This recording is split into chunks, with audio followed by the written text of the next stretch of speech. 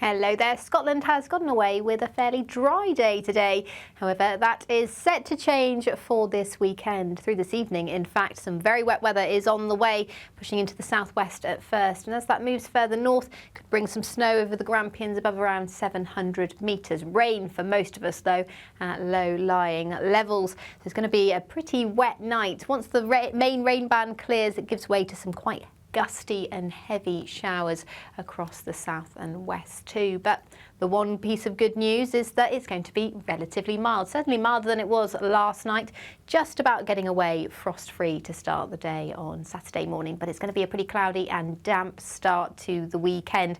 Rain coming and going, a lot of cloud around over the high ground in particular, and rain will continue to feed in across the eastern coast through a lot of the morning, as well as a few showers moving in to the west. However, in between there will be some drier spells, some sunny spells in fact. And as I said, it is on the milder side of things, so temperatures climbing to 10 degrees in Aberdeen on Saturday most likely.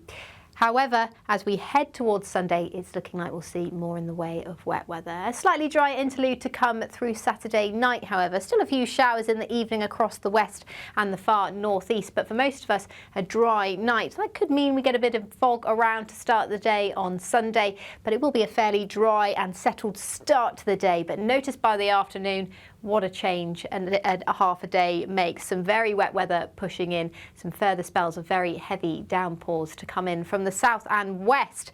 Temperatures still on the milder side of things, but for most of us just sort of mid-single figures, so not feeling particularly pleasant, to be honest.